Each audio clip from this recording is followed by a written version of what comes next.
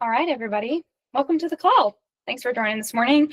We have a packed schedule and also like a pretty awesome call this morning. We've got guest speakers. We got a new program we're launching. But first, we're going to start with the lovely Laura Borum has an industry panel she wanted to tell us about. So, Laura, I'm going to pin you to the screen. Take it away.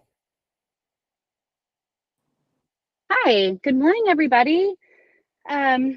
I just wanted to let you guys know we have an industry panel coming up. It is November 20th at 10 a.m., I believe. And I think what I'm really excited about this is kind of the title is Navigating Hard Times in Real Estate. And the longer I'm in this industry, the more I think the reality is you're going to have really hard moments. Sometimes you're going to have hard years and everything in between. And I just think building resilience in this industry is part of the name of the game. And a big piece of that is mindset, it's support, and it's gaining wisdom from people who have already been through those really hard seasons, feeling like you're not alone in it, and also getting some really great tangible tips and mindset tools along the way. So we would love to have you join us. It is over 60 years of industry experience showing up on this panel. There's also going to be a real estate coach as well on there as well. So it's just going to be an amazing morning, and Tinker is going to have an espresso bar on the house that morning as well. So we'd love to see you there. And also please feel free to invite anybody else in the industry that you think would really enjoy being there. So hopefully see you in a couple weeks. Thanks, Rosie. Awesome. Thanks, Laura. Good luck driving. Laura was like, I'm pulling over on the side of the road for this one, so thanks. I was like, get it, girl. That's great. Okay, up next, we have the lovely Megan Sullivan and Scott White, and we are talking about some new and some old but refreshed programs that we are going to be running in 2026. So I want to start off by telling you guys about these programs. So you guys have all heard of Accelerate. This is a program that we've run for the past 3, maybe 4 years at this point. Scott, yes? 4 years, yeah. Or yeah. And then we are launching a brand new program today. So I'm not going to steal the thunder. I want Megan to do that.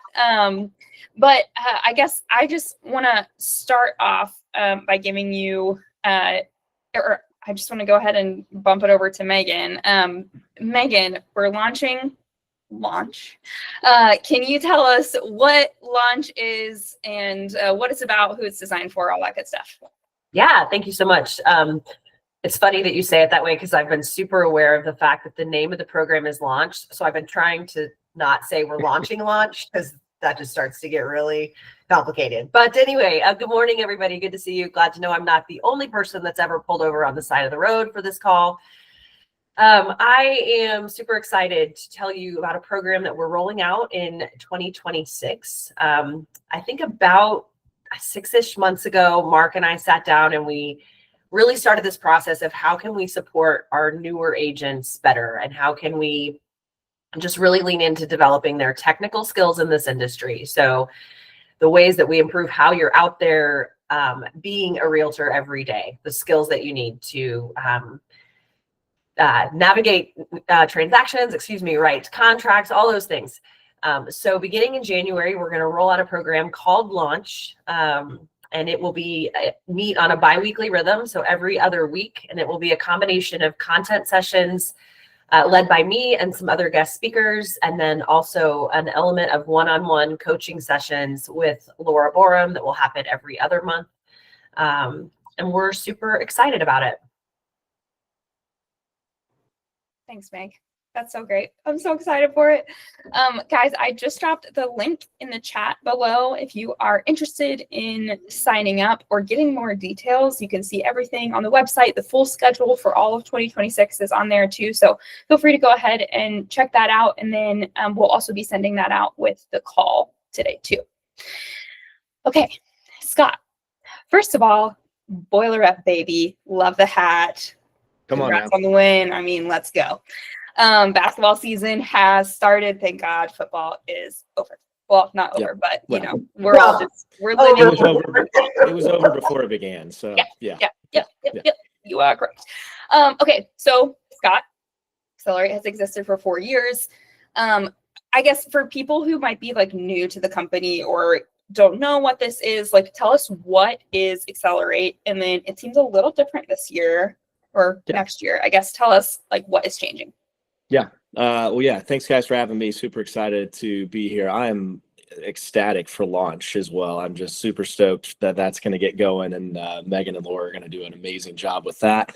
Accelerate has existed, like Rosie said, for about 4 years. Accelerate has been designed in the past at corporate level to be a program that's a year-long program for people to get to kind of build their sphere, build their business, have a place to go to build community, to make this big brokerage feel small, and to really just kind of build in and hone in on your everyday skills, you know, thinking about buyer presentations and listing presentations and using your CRM effectively, things of that nature. In the past, what it's looked like for us here locally over the past couple of years is that we have kind of designed it to meet once per month, to be a kind of a longer 3 to 4 hour session day where we're kind of really digging into some content. I concentrate a lot on mindset, as Laura had mentioned earlier. I think that's a huge portion of this business, especially over the past couple of years. I've just seen that both in my own business and just in y'all's helping out with Accelerate, that's such a huge portion of success in this business is having a positive mindset. How do we get there? How do we stay there? How do we not feel that burnout? So yeah, that's what Accelerate has kind of looked like in the past, where it's just been kind of this 3 to 4 hour session once a month where we get together. We've had some accountability groups in the past and we've not, but this year I'm really kind of excited to highlight some differences because of launch. Accelerate, really, who is it designed for? It's designed for that next stage, right? So if you're a new agent, you just got licensed, or you know you just got a few transactions underneath your belt, like launch is really for you, where you're learning how to the nitty-gritties of writing a contract and all of that good stuff. Accelerate is really for that person that we'd like to see basically have about 12 career transactions underneath their belt. You know, they know how to do an open house. They know how to show a house. They know, you know, pretty much the ins and outs of contracts pretty well. They've got enough experience underneath them that, all right, I'm doing maybe $1-2 million worth of revenue every year, $3 million. I want to take that to 5 to 6 to 7, maybe even beyond. And that's what Accelerate's going to be designed for, is for you, is how do I grow my sphere? How do I stay in front of my people on a regular basis? What are the things that are top tiered agents that are doing, and how do I adopt some of those things into my own business? We're going to continue to talk a ton about mindset and how that plays a role. One thing that I really learned over the last year in Accelerate is that we all kind of need a community of people to dive into together that know that, guys, we're not in this alone. You know, we're not all on an island suffering in certain areas by ourselves. Everybody is in the same wheelhouse, myself included. All right. So, yeah, Accelerate, what logistically what's going to look like is somewhat similar. We're going to meet once per month for a 3 hour session. We're going to have a lot of different guest speakers coming in throughout the year, a lot of our own agents that have experience in specific areas teaching the class alongside me.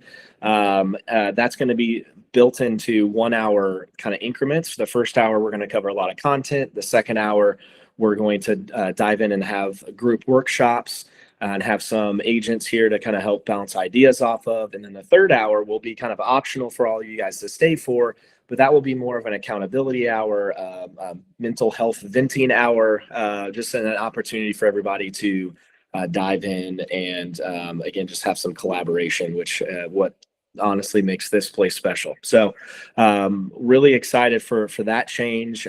We're also going to add an optional Zoom once per month. So 2 weeks after our in-person class, we will have that Zoom where you can join. It'll be 30 to 60 minutes long. No really agenda to that. It's just going to be something that, you guys can jump on and say, hey, I've got this particular issue. How would you tackle it? Or I really had this big win that I just wanted to celebrate with you guys this week. So anyways, that will be an opportunity for y'all to plug into that and grow in that way. We're going to be introducing a couple new books this year that we'll dive into accountability groups with. We're going to bring back the accountability tracker for y'all just to have individually to keep each other accountable in. And so, yeah, we're really excited for what Accelerate's going to look like and just honing in that focus in on that agent that is a little bit more experienced and looking to grow to the next level. That's awesome. Thanks, Scott. Megan, Scott, any further comments you want to add about what your different programs are, who they're designed for, anything else feels pertinent to this group? Oops, sorry, can I add a couple things? Sorry, I feel like I gave the super Cliff Note version, and I just want to clarify a couple things. We're not getting rid of new agent training. That will still happen. We'll still do our 4-day program, our normal 4-day program. Shout out to this week's new agent program that I love knowing that our heads are approximately 6 feet tall on that big screen right now. But that will still continue to happen. I just want to share that one of our goals with Launch is really to kind of create almost a team atmosphere for newer agents, right? A safe space where you can learn and continue to develop your skills. We will have an element also of just like, hey, what are you working on? What do you need help with? How can we help you in your current, what's happening in your day-to-day as well? We're also, I think it's worth saying, going to have some fun. We've got some fun stuff planned, and as I know Accelerate does too. And we're going to actually combine these two groups for a couple events as well this year. So if you are part of Launch, you get the privilege of being a part of Accelerate's business planning session if you'd like to join, and then another session later in the year. So we're excited for that collaboration between the two programs. But I think it's worth adding that the expectation is if someone signs up for these programs, we are expecting you to participate with both of them, right?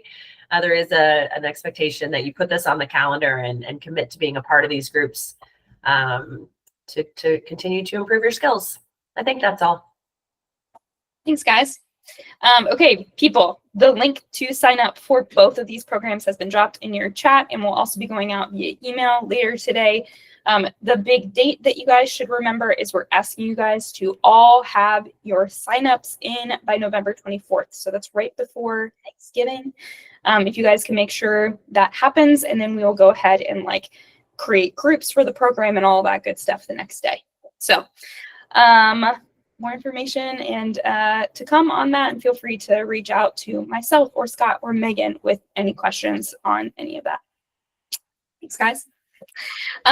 Okay, on to the next part of our programming today, and that is we have the lovely people from Choice Home Warranty with us, and we're going to be learning about the EPA mandate today. So I'm going to hand it over to Ms. Lauren Kren to tell us more. Yeah, hi everyone. I am Lauren Kren. I am your home warranty partner. If you don't know me, you should know me. I feel like I know all of you. But today we have our on-staff expert on all things home. He's our manager of residential systems and appliances, Bradford Sterling. He owned and operated an inspection company for 20 years. He was licensed in 3 states, and he personally performed over 12,000 home inspections. So if you have a question on your home, he can answer it, and he is going to share with us all about the EPA mandate, why it's so important, how it'll impact your buyers and sellers, and what you need to know. Good morning, everybody. Can everybody hear me okay? All right, cool. I am going to share my screen. Hopefully this works. Oops. All right, can y'all see my PowerPoint? Hopefully, say yes. Somebody say yes. We can see it. Yep. All right, Fantastic. Okay, so I would argue a lot of you might not have even heard of this, or if you have, you don't realize the ramifications of this. It's kind of snuck up on everybody, both homeowners and real estate agents alike. It kind of snuck up under the radar. And if you do want to find some more information about it, you think, well, gosh, I'll go to the EPA.gov website. The EPA has so many fingers and toes in everybody's lives that this is a behemoth of a website. It's really hard to find anything, and if you do find something regarding the EPA guidelines, it's like reading a PhD dissertation. It's really hard to determine what it really means, and so hence this classroom. So we're going to break it down and really let you know what it means to the real estate industry. In essence, the new guidelines, basically starting January 1st of this year, required that new air conditioning and heating systems must use refrigerants with a low GWP. I'm going to apologize because there are a lot of acronyms, but there are some things that you need to familiarize yourself with because your clients are going to ask what they are. But GWP is global warming potential. And so this EPA guideline is hinging on using refrigerants with low global warming potential, specifically less than 700. Now, I'll explain what 700 means in the grand scope of things in a bit, but the guidelines or mandate also prohibits the sale and manufacture of systems containing high global warming potential refrigerants like 410A. Most of the air conditioners in the world today are utilizing 410A.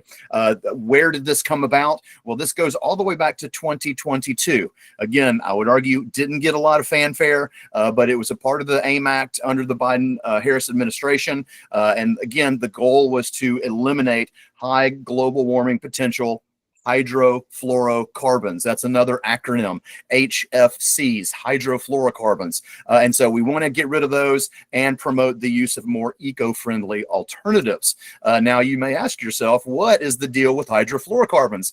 Or more specifically, what's the deal with hydrofluorocarbons? Well, this is literally what the entire mandate is about. Everything related to this mandate is about eliminating refrigerants with high global warming potential. That's it. And so if you remember, if you've been in real estate more than 15 years, back in the day, everything used to be R22.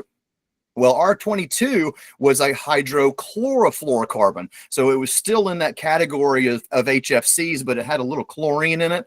And then 410A is just an HFC. But what those two refrigerants have is a very high GWP. 1800 for R22, 28 or 2088 global warming potential for 410A. So what does all these numbers mean? It's gobbledygook. Well, one molecule of R22 has a global warming impact 1,800 times greater than one molecule of carbon dioxide. So what we exhale every time we breathe, the refrigerants that are inside our air conditioners have an 1,800 to over 2,000% greater impact on the environment. And so hence, we want to try to reduce that impact. Now, R22, because of that chlorine that was in the R22, it was determined that it was ozone depleting. So if you have clients wondering, why are we getting rid of all this stuff? Well, R22 was ozone depleting, so we got rid of that. But if you're paying attention and looking at these numbers, R22 was 1,800, 410A is 2088. We went backwards with the global warming potential. But the big benefit of switching to 410A, honestly, was SEER rating. Here's another acronym. SEER, you've probably heard of this. Hopefully you know what it is. It's the Seasonal Energy Efficiency Ratio. The SEER rating just means how efficient a system operates. So in other words, the higher the SEER rating, the less money it costs to operate your air conditioner. So you can argue, well, we kind of went backwards with GWP with 410A, but we actually saved a lot of money, saved a lot of energy by switching to that refrigerant. Now, again, 410A is more energy efficient, raised the SEER rating, good, bad, but we're still really high on that global warming potential. Now, let's discuss quickly the old refrigerants and the changeover compared to the new refrigerants and the changeover. If you remember R22, that was what we all have known and loved probably since, well, I got into home inspections in 97. And so that was what everything was. Everything was R22. If you ever see someone say HCFC, or if you're trying to figure out what the air conditioner has and you're reading ID plates, if you see HCFC, it's interchangeable. It just means R22. Does anybody remember how long ago R22 was banned? If you've been around for a while, you might not remember. It goes all the way back to 2010. So this first started in 2010, but I want to read how they wrote the quote ban. They banned production, import, and use of HCFC 22, except, and this is the big except for continuing servicing needs of existing equipment. Now, what does that mean? Well, yeah, they might have banned it, but manufacturers were still allowed to make parts. If you can make parts, that means you can repair existing systems. So ultimately, the only ban was on installation of new equipment. You could still repair R22 systems, and it wasn't until 2020. So 10 years later, they finally said, all right, we got to pump the brakes here. We're going to only rely on recycled and stockpiled quantities of parts and refrigerants because continuing servicing needs, it just took too long. So we had a 10-year grace period. And I would argue a lot of folks in the homeowner world, a lot of folks in the real estate world didn't really feel the pain of that changeover because it was very gradual. Now let's compare that to the new refrigerants. So now we're dealing with 410A, or at least that's what we've been using for the last, well, you can argue 15 years, but more specifically in the last 5 to 10. If you ever hear the word Puron, that's similar to HCFC. They're just interchangeable. Puron is 410A. 410A is Puron. It was banned, we've already discussed, January 1st of this year. But look at how the ban reads. The production and import of new air conditioning and heat pump systems. And I do say heat pumps because a heat pump is just an air conditioner that works in reverse. So it's utilizing refrigerant during operation, but we're stopping the production and import of new air conditioning systems. They're prohibited, period. No, except for continuing servicing needs, they're done. Now we do have a grace period of this year. And notice this year is almost over. We're going to blink and it's going to be 2026. So everything is relied from January 1st of this year to stockpiled quantities of parts. Lauren and I work in home warranties. We are already running out of parts, which means if you don't have parts, you have to replace your components. So again, this is snuck up on us, but there is no continuing servicing needs related to this ban. It's just over. If you can't find something, you can't fix it. Now, again, if you can find a 410A new system, you can install it. But is that really a good idea? And we'll talk about that in a little bit. Now, what are the new refrigerants? You're going to be hearing these more and more. There are 2 refrigerants that meet this guideline. One is R32. The other is 454B. Now, notice they are not hydrofluorocarbons. They are hydrofluoroolefins. That's a $20 word. We've had several of those already so far. But hydrofluoroolefins is what the category of refrigerant is. There is no difference between these 2 components from the standpoint that they operate the same. One is not more energy efficient than another. One is not going to last longer than another. They are interchangeable. The big difference is one is a single component refrigerant with a 675 GWP, while the other is a blended refrigerant with a GWP of 466. So significantly lower GWP compared to the old refrigerants. So we've got a significant increase in that. But the only difference between a single component refrigerant just means that you can top off the systems. If you're old enough and remember R22, they would always say top off the air conditioner. They would top it off. You can just add it to the equipment. With blended refrigerants, similar to 410A, you have to reclaim and recapture. So you've got to literally pull all the refrigerant out of the equipment, make sure the blend is correct, and then put it back in. So it takes a little bit more time. You can argue it might cost a little more when it comes to servicing, but you do get a significantly lower GWP with the 454B. Now, why is this changeover significant? Well, the new refrigerants are a completely different category. Remember, we're not dealing with HFCs, hydrofluorocarbons. We're dealing with hydrofluoroolefins. So if you look at this chart here, underneath the category A1 is where R22 and 410A were. The new refrigerants R32 and 454B fall underneath this A2L category. So one box up, but you are reading it correctly. A2L refrigerants are flammable. And so that creates a interesting scenario. Anytime you're adding flammable refrigerants to a system, obviously it's going to cost a lot more to ship and transport that material. It's going to cost a lot more to install. There's got to have safety sensors involved. So again, are we getting better from a GWP standpoint? Yes, but we're also tacking on additional safety features that are required for installation, which again, the way I see it and the way it actually is, it just means dollar signs for the consumer. Now, if you think that this is not here, these ID plates were from a new construction neighborhood near my house. I went to the model and got permission from the realtor to see, hey, what are builders doing? I mean, I would think a builder, if they can save a few $1,000s, they would still be using 410A, right? Well, this house was, or this picture was taken in August of this year. This was a house that was not under contract, new construction.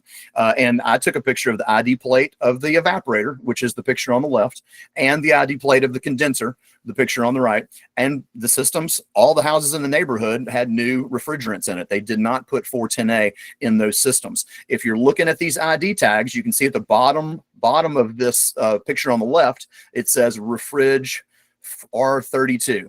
So it's pretty easy to find. The evaporator even says refrigerant safety group, A2L.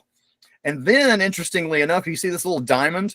That's a hazard sign with the little flames on it. Again, they want you to know that this is a flammable material that is inside this equipment. Interestingly enough, this unit was actually manufactured in 2024. But again, that was ahead of these guidelines going into effect. The picture on the right is your condensing ID plate. And again, readily obvious, refrigerant type, R32. It even says the global warming potential on the ID plate. So again, if you are dealing with a buyer and or a seller and you're just interested in what the house has, certainly if you already have upgraded equipment on a listing, I would highly promote that as a selling feature. But if they don't have that, it's a good time to talk to your clients about what they have and the ramifications. Well, speaking of ramifications, if you've heard all this so far, you might be asking yourself, okay, whoop-de-doo, what is the big deal? Well, new refrigerants cannot be used in older systems. You cannot mix R32 or 454B with existing equipment. It's literally an explosion hazard. And if you're hearkening back to old systems, if you've had servicing done on old systems, you might remember, hey, I remember having an R22 system and I replaced the evaporator with a 410A evaporator. It was not a problem. All we had to do was change the metering device and it worked fine. Well, unfortunately, that will not work with new systems. No new components are compatible with old components. So whether you have an existing R22 system, an existing 410A system, if a part fails, the new parts will not work. And so again, what does that mean? If parts are not available for existing systems, your customer and or you will have to upgrade or replace the entire system. That means the evaporator. That means the condenser. And sometimes, and this is punitive, sometimes you even have to replace the line set. And those are the pipes that connect the evaporator to the condenser outside. And so again, we're talking significant cost as it relates to that because of the flammable refrigerants, because of the new training required for HVAC techs, because of the installation requirements. What does it mean? It just means dollar signs. I don't know Hey, about Brad, you, but can I interrupt real quick? sure. Okay, so here's the burning question that I have. We just got a new HVAC system in my house 2 years ago. Does that mean that it all has to go? Tell me more. Well, we're going to get to that. Well, let's keep going.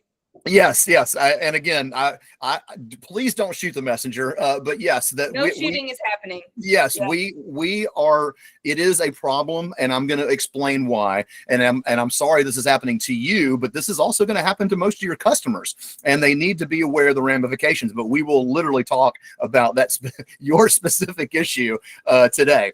Dope. So Thank you. Continue. Sure. Sure. I don't know about you guys, but I thought the old air conditioners were crazy expensive. And now with these new refrigerants, we're expecting a 15 to 30% increase in cost compared to existing equipment. I don't know if anybody has had numbers thrown out, but I have seen numbers as high as 12, 15, $18,000 for replacement of a system. Those are retail dollars, which again, I mean, that is a ton of money. That is something that is, I'm just trying to wrap my head around if I had to deal with that myself. And so it's going to be a shock for a lot of folks if they're not prepared for it. And so again, you need to know this information so you can share it. And again, piggybacking on your question, if you had a client and asked you, said, hey, my brother-in-law is an HVAC, he's got a 410A system. I can save thousands of dollars by putting in a 410A system. Would you recommend that?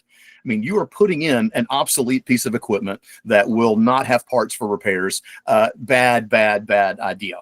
And again, we'll talk a little bit about existing equipment and what that means. But again, even if you could put in a 410A system before the end of the year, I just would not do that because you're just asking for problems.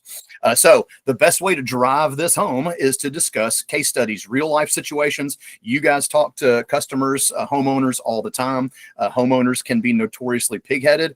If they think one way, it's hard to convince them otherwise. And this is a thought process that say, hey, Mr. Homeowner, Ms. Homeowner, I want you to realize that we've got these EPA guidelines that you got to prepare yourself for. And the homeowner goes, I got a HVAC system. It's only 7 years old or 2 years old. I've got plenty of time. I'm not worried about it. Well, that thought process might be problematic. Why? Well, let's say your blower motor fails in year 7. And I say year 7 just because most manufacturer warranties run out at year 6. And so anything beyond that, you're kind of up a creek. But year 7, your blower motor goes out. Well, local supply house doesn't have the blower motor. You go crazy on the internet. You're trying to find the blower motor that you need. Your HVAC technician is trying to find it. It's not to be found. Well, what does that mean? What's the only solution? You've got one solution. It's to replace the entire system. So it's a stinker. You've got a 7-year-old system, which you think should last way longer than that. And you're stuck having to replace an entire system, which kind of dovetails into the question of what is the life expectancy of a heating and air system? Well, I would argue most HVAC technicians would say between 10 and 15 years. Now, I've personally done over 12,000 home inspections. I've seen way too many 20, 25. I even inspected a house that had a 35-year-old air conditioner once. But ask yourself, how many of those 20 and 25-year-old air conditioners haven't had a single part replaced? I would argue every system that's over 20 years old has had something replaced, whether it be the blower motor that we talked about, or a control board, or a compressor. Something has been replaced on that ancient system. And so with these new refrigerants and scarce parts, if you have a part that's unavailable, as minor as it may seem, you're stuck with replacing an entire system. And so it is a stinker of a situation. The next case study has to do with home inspection reports. I'm sure all of you have read more than your fair share of home inspection reports. And this, I know when I did them every week, every day, this popped up at least 3 to 5 times a week. Easy. Temperature differential between supply and return air is only 10 degrees. This is not within the normal 15 to 20 degree range. Suggests further review, blah, blah, blah. Well, what do? You just send it back to the seller and say, hey, seller, fix it. And what happens? Well, a service technician who is paid for by the seller adds 5 pounds of refrigerant to the system and says, hey, we fixed it. Unit is in proper working order, right? Is it fixed, or did you just inherit an active refrigerant leak? I would argue a lot of buyer's agents accept that as a repair, and then you are good to go. I'm highlighting this situation because of the cost of replacement and the fact that you possibly cannot repair it, that you are letting your buyer inherit a problem that they're going to have to be dealing with. And I love this example. I know you guys drive around all day long. You're going from listing appointments to termite inspections to home inspections and closings. Let's say you're driving down the road and you realize you've got a flat tire. You pull over to a service technician or a service station. You tell the technician, hey, I got a flat, take care of it for me. And the technician pumps it full of air and goes, you're good to go. the first thing you're going to say is, whoa, whoa, whoa, whoa. I don't want to be 3, 4, 5 miles down the road and be right back on the rim. I said, did you even check for a leak?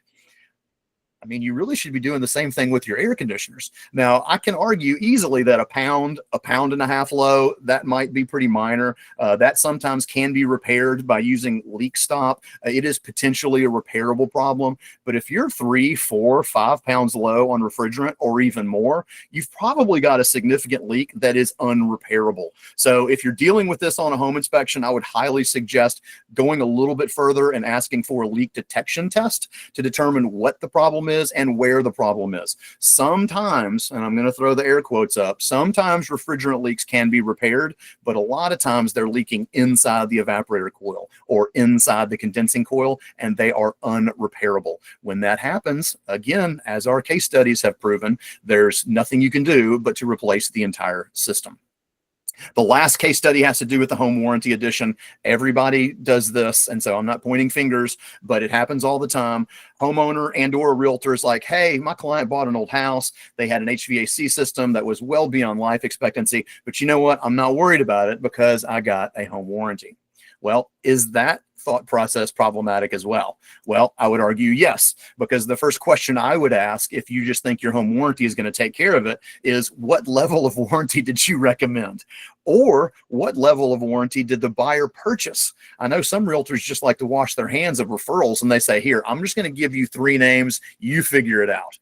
Well, left to their own devices, I would argue most homeowners are going to get a terrible plan. They're not going to do the research. They're going to get the lowest tier plan because they want to save some money. Or if you've got a contentious negotiations, you've got a bunch of back and forth, you don't want to make a big ask and ask for a top tier warranty. You're just going to ask for a lower tier warranty. Be prepared.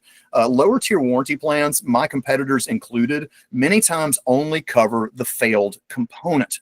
And so I'm going to give the example of, let's say a control board goes out for an air conditioner. The control board is just an electronic device that tells the unit when to come on and when to come off. If you have a lower tier warranty plan, what's going to happen is the company is going to say, congratulations, Mr. and Mrs. Homeowner, you've got a covered claim. Unfortunately, we can't find the part. The control board is not, it doesn't exist anymore. So here's a check for $200. And now your homeowner is like, okay, I've got to spend 12 grand, 15 grand to replace the rest of the air conditioner. That's literally what is going to happen. So if you are making warranty recommendations, which you should be doing on every transaction, make sure there is no option. You should get the top tier plan and make sure that top tier plan covers the replacement of the entire system. Now, there is a lot of sizzle in the home warranty industry as it relates to choose your own vendor warranty companies. It is terribly fast. It is very easy. A lot of homeowners really like it. But if you're dealing with maintenance repairs, that's one thing. But if a homeowner is calling their own contractor, that means the warranty company is paying retail rates for repairs. We are in business because we are paying wholesale rates for repairs and replacements. If the warranty company is paying retail rates, that means they have to make draconian caps on their coverage. We are only going to pay up to a certain amount for repairs or replacements. For most companies, it's between $2,300 and $3,000. Now, again, for repairs and maintenance, I mean, that's pretty significant. You can handle a lot of stuff. But when you're talking about a $15,000 air conditioner, $3,000, I mean, that's not even a quarter of the cost of replacement of that system. And so if you are recommending this type of warranty, I highly, highly suggest you have a sit down heart to heart with your client about what those caps are. Because if they're not prepared, a buyer is going to be very, very upset that they're going to have to come out of pocket that much money. And also understand that when we talk about caps, when Lauren and I talk about caps, we talk about wholesale caps. This is probably a terrible thing to say, but from a wholesale value standpoint, these new air conditioners don't really cost hardly any more. I mean, it's negligible, the difference in cost between a 410A system and an R32 system. So it's not really costing us a whole lot more money. Most of the cost is added on for, and it benefits the HVAC technician. And so we can still do a heck of a lot from a wholesale standpoint, whereas retail, the homeowners are bearing the brunt of that additional retail cost.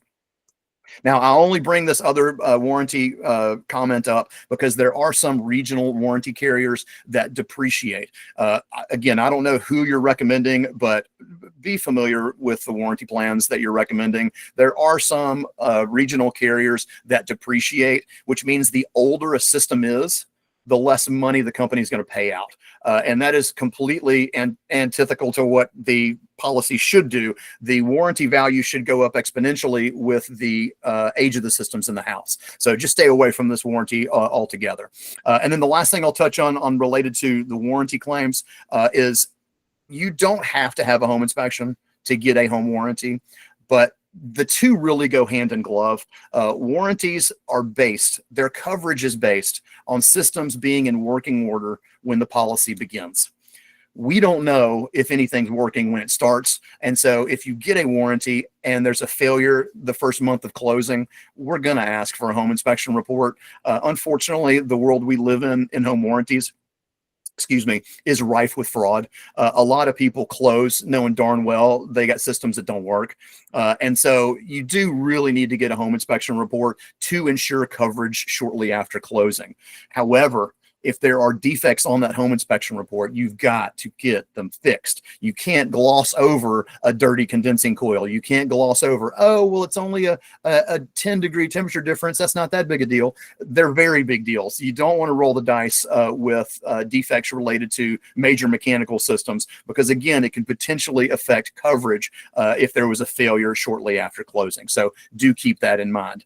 Now, what's the realtor's role in this situation? Well, realtors have a very unique situation because you literally define your role at the beginning of every transaction with your buyers or sellers. You go on listing appointments where what do? You tell that seller, this is what I'm going to do for you. Now, because you have to have buyers contracts signed before you start showing houses, you literally get to define your role to that buyer. This is what I'm going to do. It is a great time to share this information.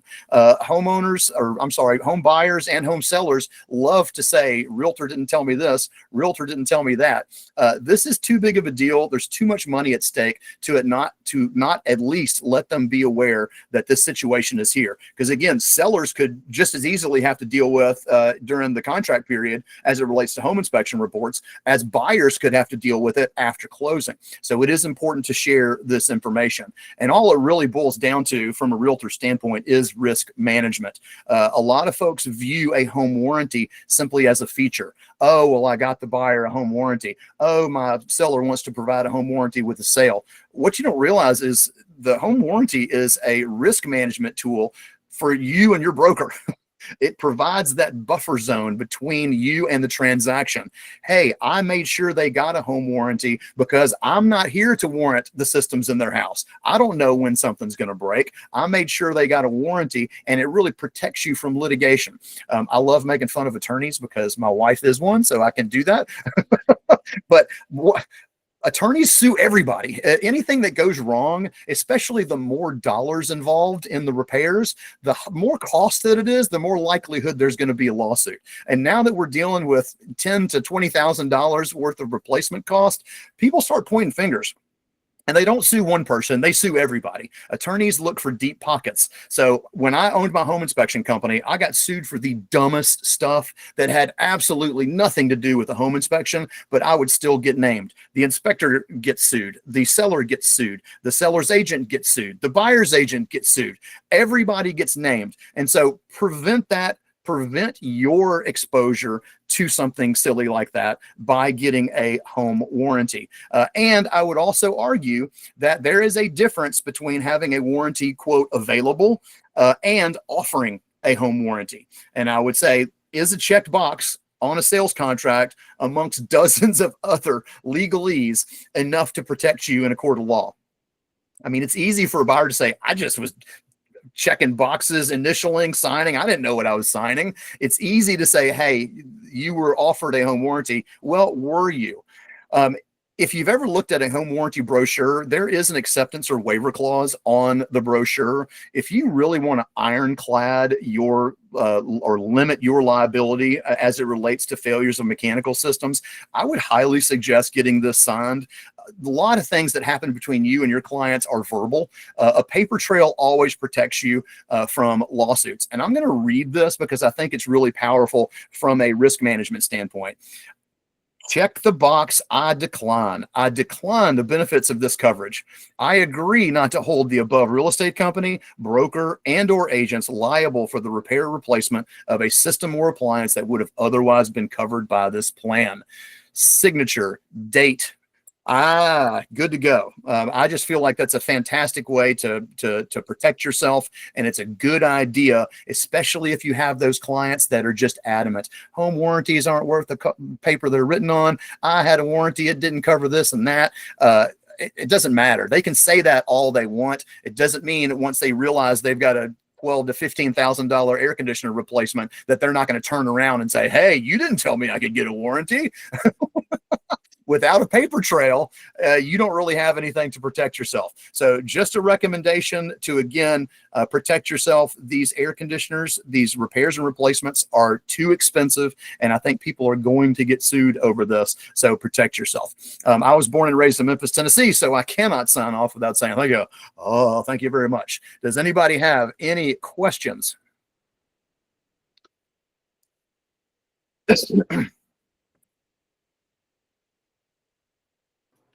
Trisha, are you still on? I saw that you had your hand raised at one point.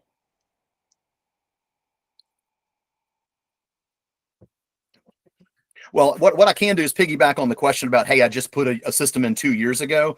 Again, my prayer for you is that you have a wonderful life expectancy with that system, and you don't have any repairs or replacements required. Because again, the issue is, let's say you have a failure. If there's not a part, then you're kind of up a creek. So it is a stinker of a situation. But you can't predict failures. And again, I tell folks all the time, as it relates to options, how do we handle this? Well, you can either start an emergency fund right now, or get a home warranty. And that's really the best way to mitigate your exposure as it relates to the cost of repairs and more likely with air conditioners replacements. Awesome. Thanks, Brad. Lauren, anything else you want or need to add? I don't think so. I saw Ian put in the chat asking if there was a one sheet. I sent you those yesterday. There are 4 different ones, guys. There's one for you, the agent. There's a seller's one. There's a one for landlords. It's really brief and bullet points, goes over the changes. So those are good to reference when you're meeting with buyers, sellers, talking about the EPA mandate. Awesome. Thanks, Lauren. Guys, that will all go out with the recording of this call. My one last announcement for you before we end today is there will be no call next week because we have our Ninja installation going on. So just know that I'll cancel the calendar invite right after this call today, but know that there will be no call next week. So have a great week, everyone. Talk soon.